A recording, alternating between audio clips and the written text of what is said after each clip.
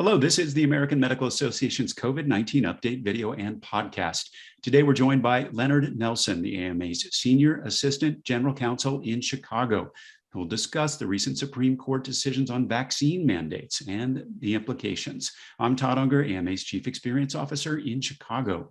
Leonard, thanks so much for joining us. Big decisions that came down this week on both a large employer mandate and the one related to healthcare. Let's start first by getting some background. Why don't you start with a large employer mandate? Kind of what was it and what was on the table? The large employer, thank you, Todd. And the large employer mandate was a mandate which is in the form of a rule or regulation imposed by the Occupational Safety and Health Administration, which is a division of the United States Department of Labor.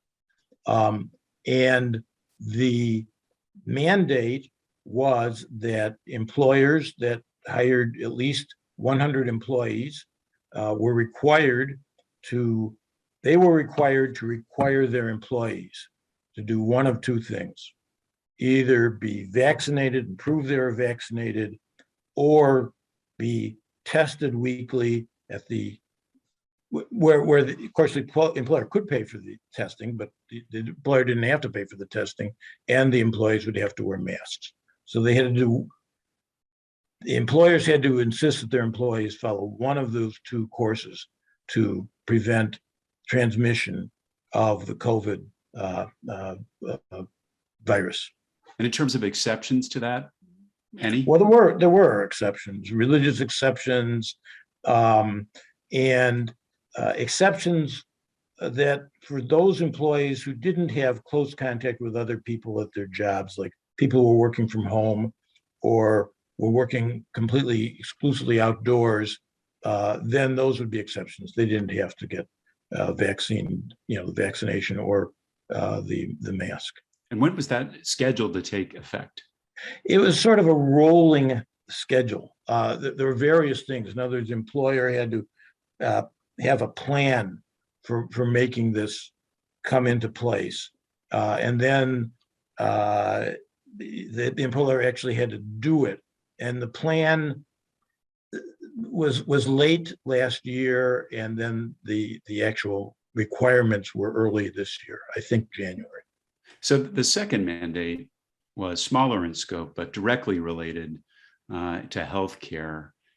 Talk about the details of that particular mandate. Yes. Well, this applied to healthcare institutions, such as, of course, hospitals most prominently, but could be other institutions as well, the rehabilitation facilities. And those institutions were required, again, along roughly the same time schedule, but it was a little less lenient, that they had to have their employees would have to be vaccinated. None of this masking stuff. So let's talk about the decision itself. It's kind of a split decision, so to speak, between the two. Why don't we start first on the large employer mandate?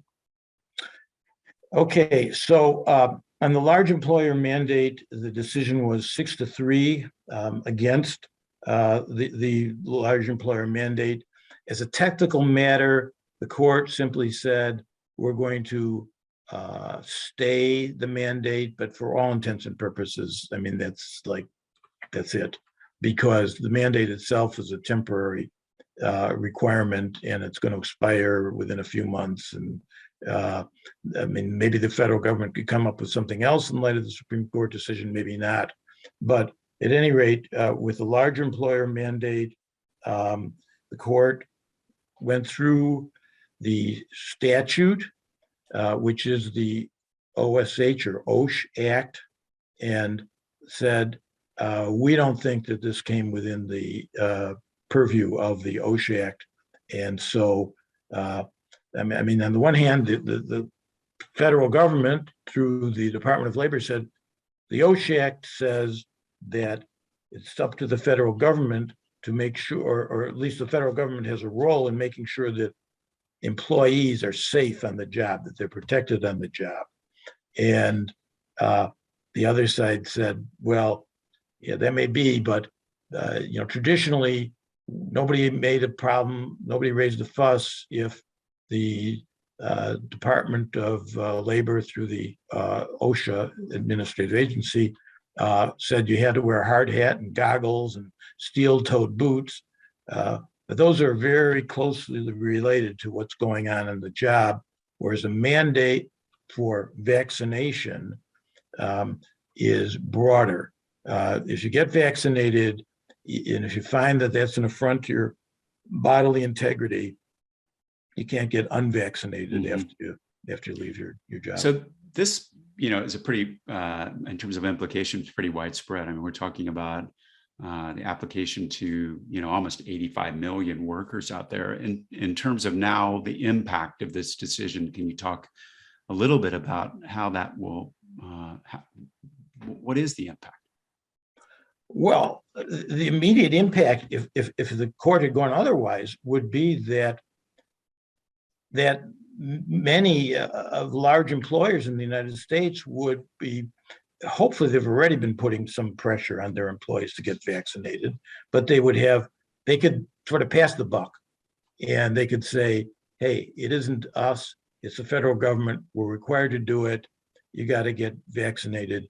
And I tend to think, and this is my own opinion somewhat, that that would give an out to the anti-vaxxer employees, that they'd say, okay, I didn't break the faith. I kept my traditions and I didn't give in, but I had to do it. And so I'm going to get vaccinated and I go about my business. And according to the AMA and the Centers for Disease Control, that would save many, many thousands of lives and reduce hospitalizations significantly. I think the specific estimate around that was that it would have caused 22 million people to get vaccinated and prevent about 250,000 hospitalizations. So that's quite a big impact. I want to turn now to talking about the healthcare employer mandate, a different decision there. Let's talk about that. Right. Well, the court, both cases, I mean, I think it's worthwhile to look at both cases together, because in both cases, the court was interpreting statutes that were passed decades ago. And it was long after the influenza pandemic of 2018, 2019 had run its course. And it was before medical science had reached the point where it could create vaccines sort of on demand.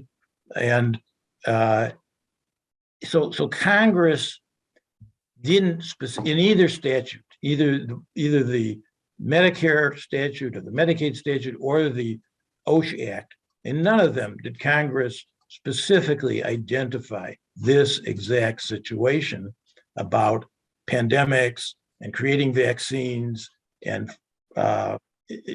forcing people to get vaccines, but they spoke in broader language, which is not at all unusual. I mean, this is par for the course in statutes. And in the Medicare Medicaid Act, they said the federal government's going to spend money for Medicare, Medicaid services, and it's going to spend money on hospitals and other institutions. And the federal government has a right to see that its money is spent properly, so that the money is going to be spent to cure people, to make people better, not to subsidize institutions which will make people sicker by subjecting them to infectious diseases. So is that the basis for which a different decision came out here, which is in favor of the mandate, right, on the healthcare side? Yes, that's right. But Todd, the problem is, it depends how you read those statutes. In neither case did Congress specifically say, okay, there's going to be a vaccine and it's going to be imposed on demand on the people that are covered by these statutes. There's broader language, the language that hospitals have to be places of safety and health. And so they didn't say, and places where people have to get vaccinated if they're going to work in those hospitals. So So you have to read. so is that kind of difference that you're drawing there, is that why one was upheld and not the other? Well, that's what the Supreme Court would say. That's Mhm. not necessarily what I would say. Is it consistent with other previous Supreme Court decisions? And if not, how is this different? Todd, there have been thousands and thousands of prior Supreme Court decisions. So one can find, and many decisions are many pages long, and they say a lot of things in different contexts. So one could grasp at a straw in one decision and say, see, we're following that Mhm. straw in that decision, and we're consistent with it. But in my judgment, no, I don't think that I think that, yeah, there's, look, you got to interpret, you've got to read statutes that were passed at a different time to cover slightly different circumstances. And if I look at the Department of Labor, the OSHA decision, no, I don't think it followed precedent. I think it grasped at a straw to say this statute wasn't 100% clear, and because it wasn't 100% clear in the eyes of these beholders, then it didn't count. And the other, they went the other way. Regardless of the Supreme Court decisions, the AMA has come out with a very specific stance regarding these mandates and its stance on the decision. Can you talk about the AMA's position? Well, it's not surprising. The AMA is very pleased with the mandate that was upheld in the Medicare Medicaid context. That's very much what the AMA had pushed for, and we're very disappointed in the Department of Labor large employer mandate being invalidated. I mean, obviously, the reasoning behind the stance on the healthcare mandate is pretty obvious in terms of saving lives and commitments to patients. How about the reasoning on the stance for the large employer mandate? We disagree with the reasoning. I'm not sure that we got to the granularity of saying this specific statement by this specific, section is not, doesn't meet muster. But I think that's got to be the conclusion of the AMA. There's obviously evidence that these mandates are working or do work. We just got news from United Airlines this week that their CEO talked about what the impact has been, and they've gone from one employee dying a week to none with the mandate that they put in place. When you look at the impact of these two decisions, the combination of them two, how do you think they're going to impact healthcare going forward? Well, in terms of the CMS, the Medicare Medicaid mandate, that's going to save lives, Todd. Save lives, save health, lower hospitalizations, make it for a healthier society. The failure to uphold the large employer mandate is going to do the opposite.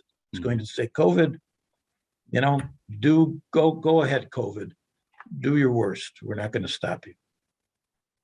And that's a tough thing to face when we read about, the situation in hospitals right now. Overcrowding, under-resourced would not actually describe the situation there, especially with the Omicron variant and the impact of that. So that's a tough situation to face for our physician and healthcare teams out there. And we're thinking of you. Leonard, thanks so much for being here to give your perspective on these cases, and we'll look for more information as it comes. That wraps up today's episode. Okay. And, thank you, Todd. We'll be back with more from COVID-19 Update, our video and podcast soon. In the meantime, visit ama-assn.org/COVID-19 for more resources on COVID-19. Thanks for joining us. Please take care.